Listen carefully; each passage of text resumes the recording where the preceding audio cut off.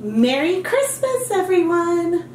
I am Rebecca from ChemKnits, and I thought for a fun Christmas yarn dyeing video that we would create some peppermint bark on a sock blank. Instead of white chocolate, we will be using yarn, and we're going to try to dye this with candy canes and some colored sugar sprinkles. So sit back and enjoy a joyous, silly episode of Dyepot Weekly. We've dyed yarn with sugar sprinkles before. They work great. We've also used a lot of Halloween candy, which worked better than we had expected. But I haven't tried candy canes before. These candy canes have food coloring in them: red 40, yellow 5, blue 1. And in my experience, I think the color is just on the outside.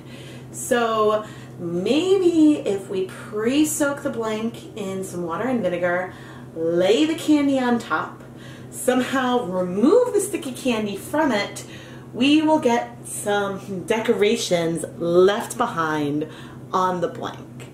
So in today's project, we're going to start with the candy canes, and then we'll add the sprinkles to complete our design.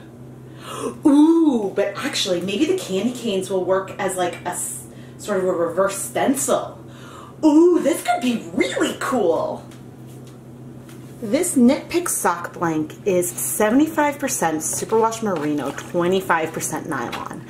And it is a double-stranded blank, so whatever fun pattern we create on it, we will end up with two identical 50-gram balls of yarn. So then you can create identical socks or use it for a symmetrical project.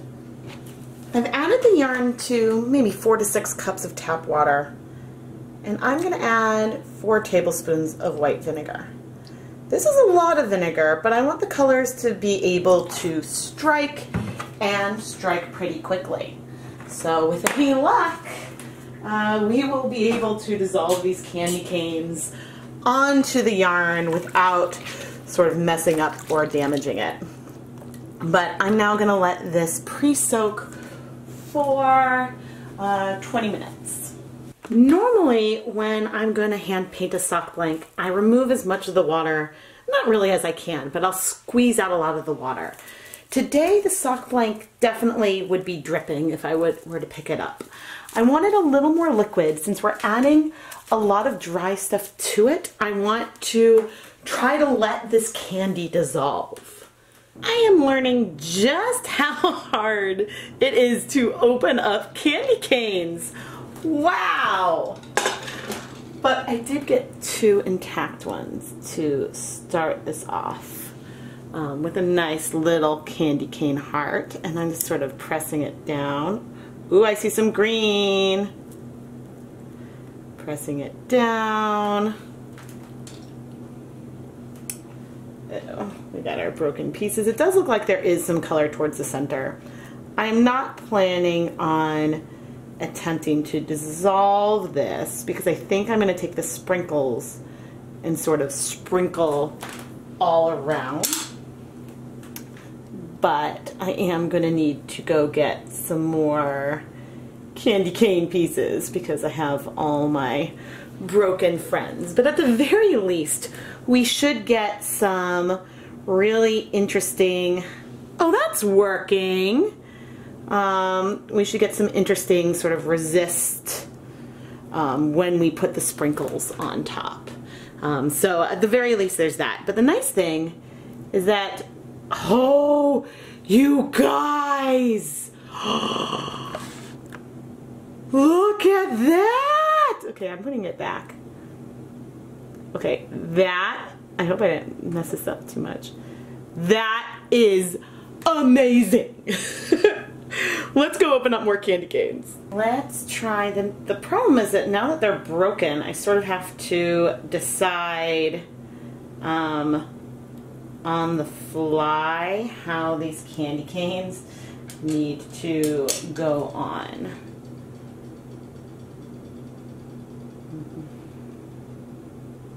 Uh-oh. There we go. suppose after like I arrange some of these, I could go and take some of the broken pieces to make some interesting designs as well. Let me know if it should have taken me that long to open up these candy canes, and if maybe after opening a box and a half, I should have had more than 2 unbroken. Nevertheless, this is cool. Ooh, look at the candy cane. You can see some like sort of modeling from the way that it is on the blank. But now we're gonna put on some sugar sprinkles. I have more sprinkles if I need it, but I'm gonna start with sort of a red, sort of like a stripy pattern, where I'm gonna have a segment of red. Try to get a few more in there. And then we're gonna do a segment of green.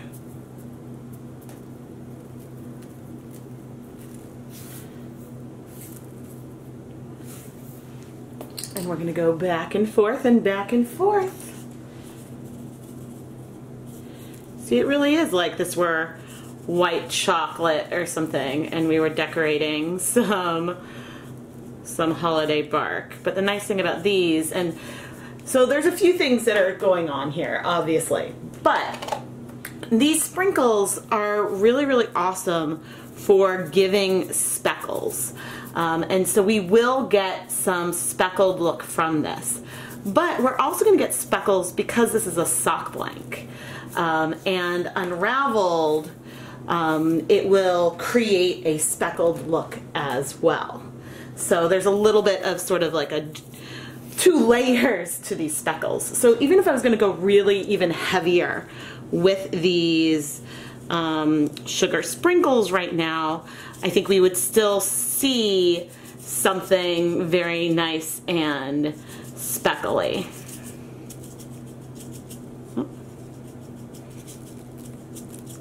This container is a little harder.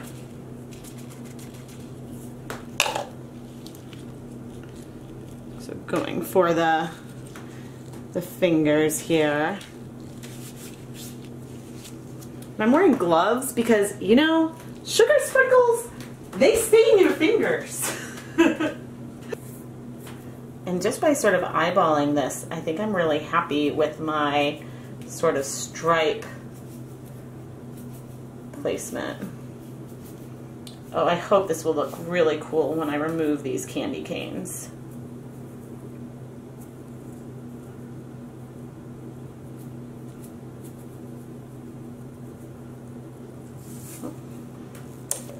Might have been a little heavy. And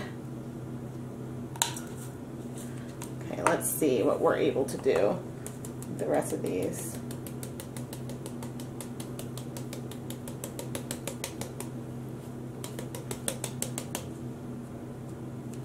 All right, I'm going to need to open up that other container of sprinkles.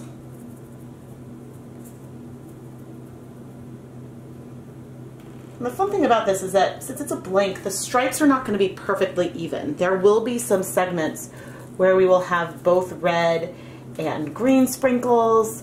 There's sections where it might feel a little variegated, in addition to the sections where it is a little more stripe-like. Just sort of go on with the green where I think it could be needing a little filling in. Like in our little heart.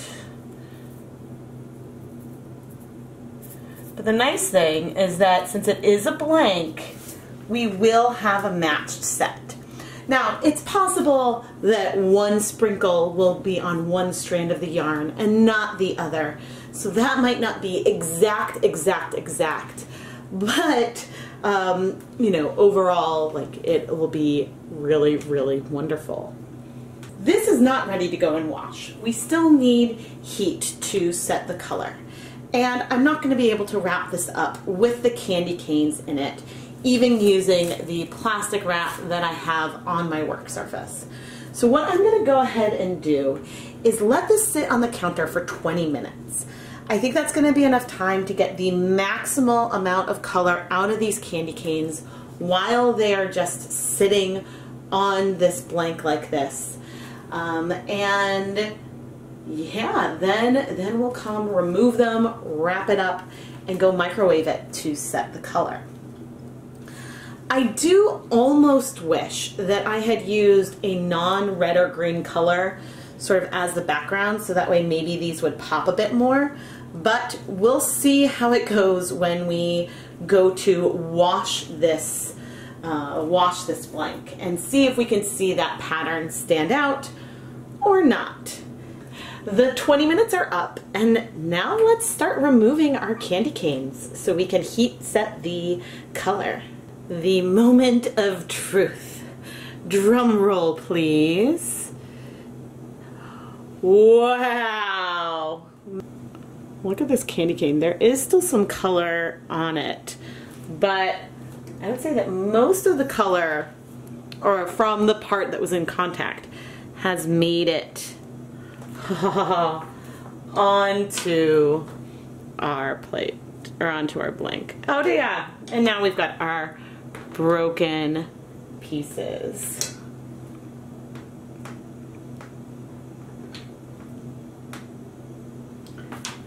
Okay, that looks cool. Oh, that stands out in the crowd. We'll see if it still stands out after I have sort of finished like heat setting it, if we still see these really cool colors, but this is really, really fun. Oh no, oh no.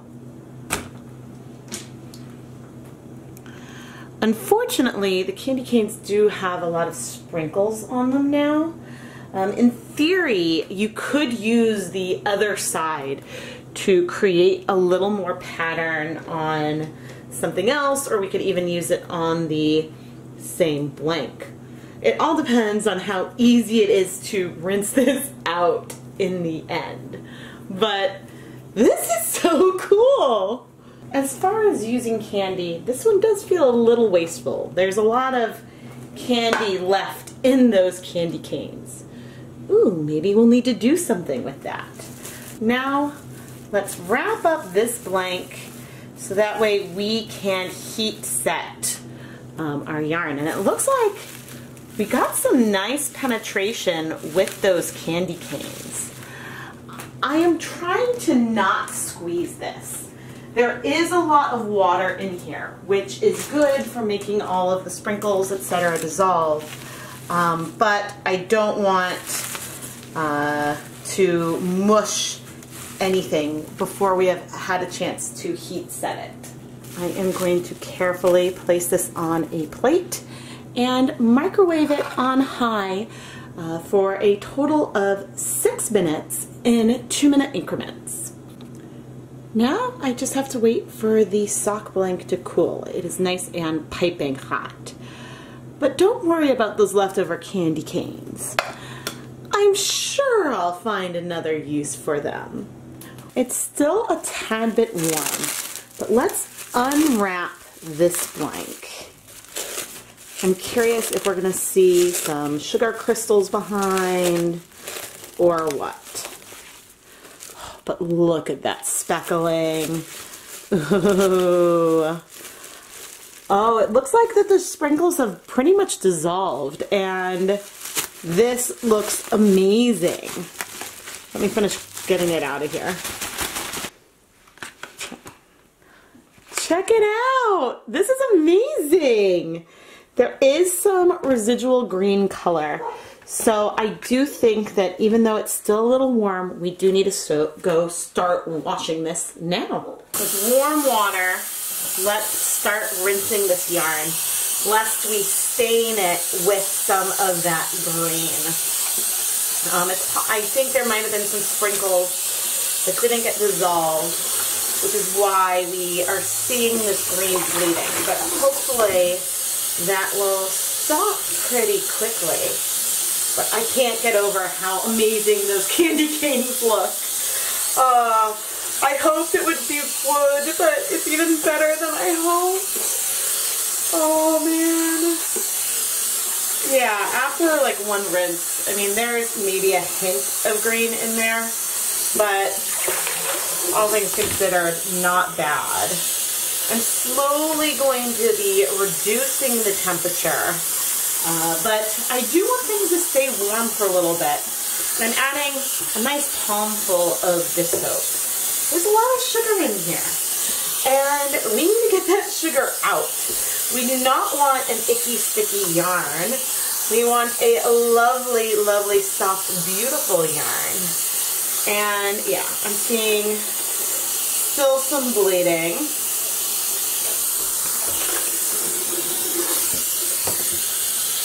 But sometimes when you add the soap, you start to see a little bit more come out. But man, this is great. I'm going to go ahead and wash this a bunch more times. I mean, there's maybe the tiniest hint of color. But I'm going to do soap probably 1 or 2 more times and then go and hang up this yarn to dry.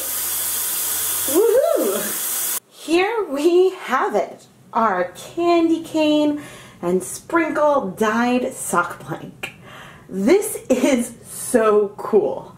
If it weren't so hard to get candy canes out of the wrapper, then I would go and make a dozen more of these. I was having so much fun.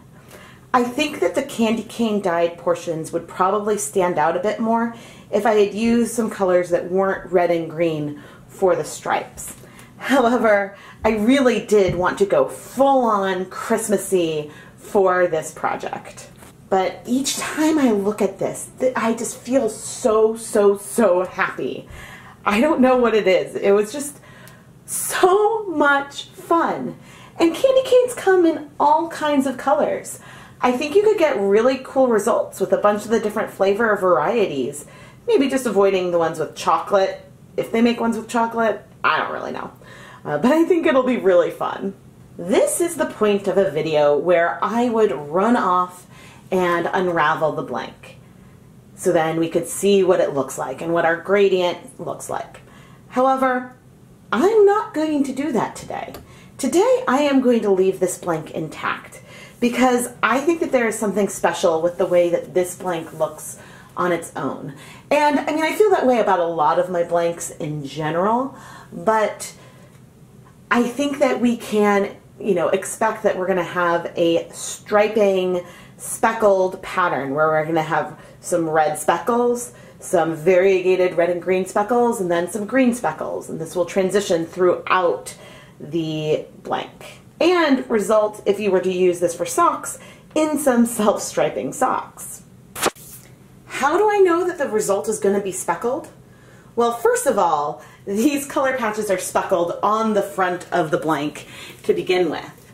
But secondly, we see a difference in the color saturation between the front and the blank and the back of the blank. And at this stage, I have dyed so many sock blanks that I know that this means we're going to have white patches throughout, which is perfect if we want some kind of speckly pattern. As for the candy cane portions, these will give a little bit more vibrant flecks throughout the project. Is it going to make a huge difference on whatever you knit with this in the end? Not necessarily, not really. The bigger deal will be the colors that we got from the sprinkles. But just to zoom in on another portion of this blank, I think that this is going to turn into something really cool looking. In general, I frequently have a struggle about whether or not to leave a blank intact or to unravel it for the video. A lot of times I think that the blanks themselves are just gorgeous and all I want to do is, show that off, and I think that it would be a real pleasure for someone to open up and unwrap or something. But I love seeing the way that the finished yarn turns out. So it's a bit of like a push and pull. Whenever I sell an unraveled sock blank in the ChemKnits Creations Etsy store, I always include a picture of the blank and a picture of what, if there is a gradient, what that sort of looks like while it's on either my skein winder or on a niddy noddy. Because I think that that is important, and once you've reskeined the yarn, you can learn a bit what the yarn and visualize a bit what the final product might look like, but you also can lose some information about the balance and if there's a gradient or color progression. I am Rebecca from ChemKnits, and from the bottom of my heart, I want to wish all of you a Merry Christmas, Happy Holidays, and Happy New Year.